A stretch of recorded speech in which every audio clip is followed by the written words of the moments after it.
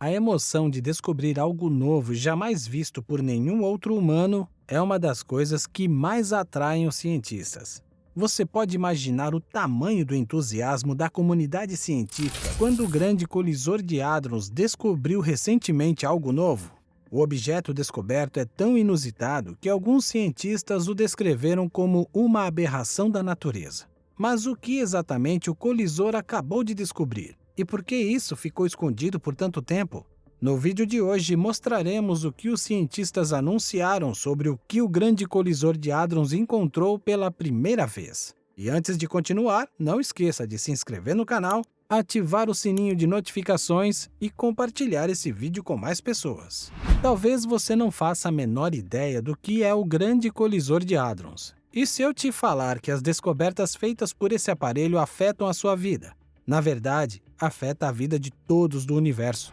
O grande colisor de hadrons, vamos chamá-lo carinhosamente de LHC, é o maior e mais poderoso acelerador de partículas já construído. É um túnel circular subterrâneo que custa bilhões de dólares. Ele está localizado no Laboratório de Partículas Europeu CERN, na Suíça. Mas o que exatamente é um acelerador de partículas? Bom, um acelerador de partículas é um dispositivo que impulsiona partículas subatômicas a uma enorme energia em um ambiente controlado. Isso permite que os cientistas estudem os fenômenos ocorridos. Resumindo, o LHC basicamente ajuda os cientistas a testarem previsões teóricas e ver se elas têm algum fundamento. O LHC pode ser usado para reproduzir cenários, incluindo as condições que ocorreram em 1 bilionésimo de segundo no Big Bang. Isso inclui condições que nunca mais ocorreram naturalmente. Esse aparelho é tão importante para a pesquisa científica moderna que qualquer novidade que surja sobre partículas subatômicas você já pode imaginar que o LHC estará envolvido.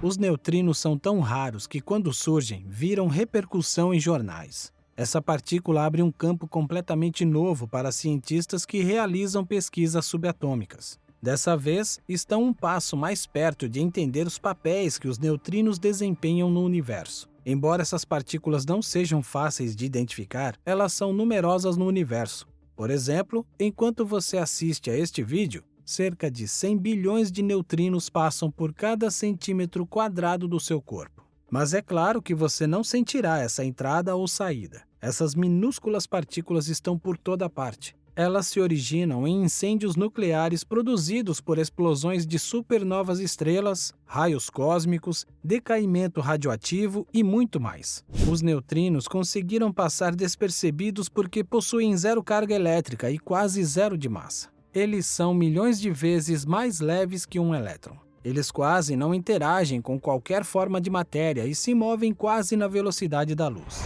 Alguns experimentos anteriores, feitos por detectores do Japão e da Antártida, detectaram essas partículas, mas para isso tiveram que usar um método conhecido como radiação de Cherenkov, que na verdade é uma maneira indireta de detectar neutrinos. Quando um avião viaja mais rápido que a velocidade do som, ele cria um estrondo sônico. Da mesma forma, quando uma partícula viaja na velocidade da luz através de um meio de desaceleração da luz como a água, ela produz um brilho azul fraco que a segue. Os cientistas procuram esse brilho quando um neutrino atinge um núcleo atômico diretamente. No entanto, esse método detecta apenas as assinaturas de neutrinos à medida que passam pela Terra vindos do Sol e não fornece, por exemplo, nenhuma visão sobre o tipo de partículas de alta energia que são produzidas quando ocorre a colisão, como pode ser observado em um acelerador de partículas como o LHC. O LHC não consegue detectar neutrinos, em parte porque o colisor usa ímãs para direcionar as partículas em torno de um caminho de colisão circular, com os detectores espalhados por essas curvas. Esses sinais magnéticos não impactam partículas sem carga como neutrinos. Como resultado, eles disparam na borda do caminho do detector. Para investigar isso, cientistas criaram um novo mecanismo de detecção de neutrinos, que eles chamaram de Phaser New. O Phaser New é feito de placas metálicas densas de LED e tungstênio. Essas placas intercalam algumas camadas que podem detectar a luz. Isso é conhecido como emulsão. O primeiro passo é fazer com que os neutrinos colidam com os núcleos atômicos das placas de metal, o que produz subprodutos de partículas. O próximo passo é familiar para fotógrafos mais velhos. Os subprodutos da emulsão reagem com subprodutos de neutrinos que imprimem os contornos das partículas à medida que passam pela camada de emulsão. Ao desenvolver a emulsão e analisar os rastros de partículas deixados para trás, os pesquisadores perceberam que algumas das marcas eram produzidas por neutrinos. Na verdade, eles foram capazes de determinar qual das 3 partículas de neutrino eles detectaram. As 3 partículas que eles detectaram foram tau, muon e elétron. Esse resultado garantiu que eles pudessem escolher o ponto certo dentro do gigantesco anel do LHC para detectar neutrinos. O Phaser New foi melhor do que os experimentos anteriores em vários aspectos. Por exemplo, o experimento no Japão requereu 50 mil toneladas de água. Por outro lado, Phaser New precisou apenas de 29 quilos. Lembra que mencionamos 3 partículas de neutrino? O neutrino tau é o mais raro e difícil de detectar. Para falar a verdade, antes do advento do Phaser New, neutrinos tau só foram observados 10 vezes. A primeira vez foi cerca de 20 anos atrás. Não há dúvidas que Phaser New é poderoso o suficiente para detectar diferentes neutrinos, mas ele também pode distinguir entre neutrinos e antineutrinos. E é aqui onde as coisas ficam interessantes. Antineutrinos são neutrinos com carga oposta. Você deve se lembrar que dissemos que os neutrinos não possuem carga, e esta informação pode parecer contraditória. A verdade é que neutrinos e antineutrinos são eletromagneticamente sem carga. A carga oposta representa números leptônicos, ou um tipo de número quântico usado para descrever as propriedades de partículas subatômicas. Há muitas perguntas sobre neutrinos para as quais os cientistas ainda não têm respostas. Por exemplo, eles não sabem ao certo a diferença entre um neutrino e um antineutrino, mas o Phaser New os ajudará a aprender mais sobre neutrinos. A equipe por trás dele disse que eles passariam o ano de 2022 perseguindo e capturando 10 mil ou mais neutrinos. As respostas de algumas dessas perguntas os ajudarão a entender, por exemplo, de onde a matéria vem e por que a maioria dela é escura. Quando os cientistas estão investigando supernovas, você com certeza deve achar que eles observam o céu. Mas e se eu te disser que eles olham para as árvores? A busca para saber mais sobre as supernovas os fez examinar as árvores em busca de pistas. Eles estão examinando anéis de árvores em busca de evidências de supernovas passadas. Mas qual é a conexão entre as árvores na Terra e as supernovas que ocorreram a bilhões de quilômetros de distância de nós e bilhões de anos atrás? Quando uma estrela morre, há uma explosão que espalha matérias pelo universo.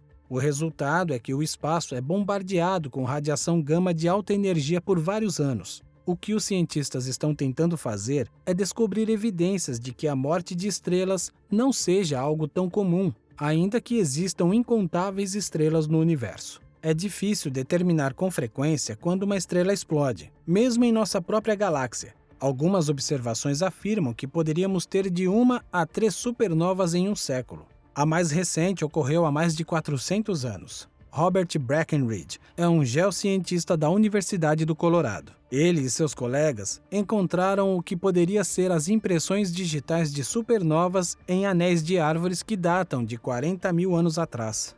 A equipe afirmou que nos últimos 15 mil anos houve 4 supernovas próximas o suficiente da Terra para deixar sua assinatura. Mas como isso funciona? O que lhes deu uma pista foi a abundância de um isótopo radioativo de carbono chamado carbono 14, ou radiocarbono. O radiocarbono só aparece na Terra em pequenas quantidades, em comparação com os outros isótopos de carbono que existem naturalmente. O radiocarbono é formado na atmosfera à medida que é bombardeado por raios cósmicos do espaço. Quando os raios cósmicos entram na atmosfera, eles interagem com átomos de nitrogênio para iniciar uma reação nuclear que produz radiocarbono. E como os raios cósmicos estão constantemente fluindo pelo espaço, a Terra recebe um suprimento mais ou menos constante de radiocarbono.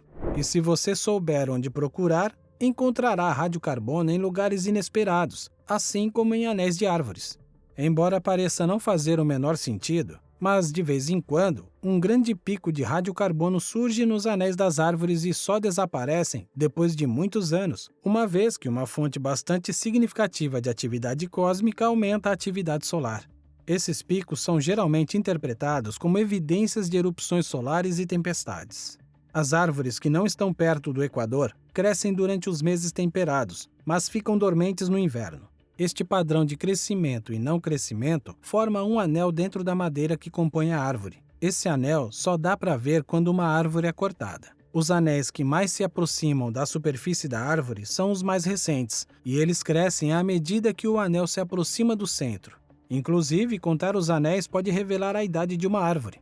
Uma aplicação prática disso é feita por arqueólogos que usam o padrão de anéis de árvores encontrados em estruturas antigas para determinar quando elas foram construídas. Breckenridge usou seu conhecimento para determinar o que poderia acontecer com os anéis de árvores quando ocorrem supernovas. Ele raciocinou que uma supernova próxima liberaria grandes quantidades do que é chamado de radiação gama. O radiocarbono absorvido por uma árvore tornaria os anéis mais radioativos. Para testar quão válida é essa hipótese, Breckenridge e seus colegas compilaram uma lista de supernovas conhecidas nos últimos 40 mil anos.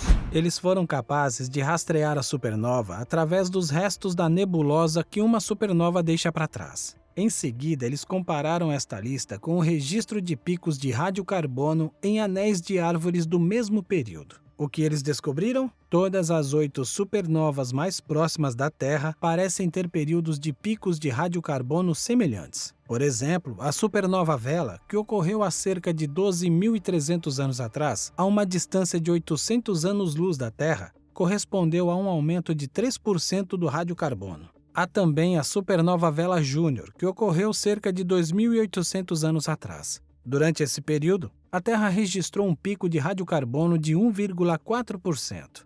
Eles também encontraram algo semelhante na supernova HB9, que ocorreu cerca de 5.400 anos atrás, a uma distância de 1.000 a 4.000 anos-luz, e correspondeu a um aumento de 8% nos níveis de radiocarbono. Agora os cientistas estão tentando validar a descoberta de Breckenridge. Eles esperam que o método dos anéis de árvore ajude a acertar o tempo de muitas supernovas que foram difíceis de datar, assim como também entender melhor como as estrelas explodem. E aí, o que você achou de tudo isso, hein? Nos deixe saber aqui nos comentários. E se você gostou do vídeo, por favor, deixe seu like, compartilhe com mais pessoas e não se esqueça de se inscrever no canal. Te vejo no próximo vídeo.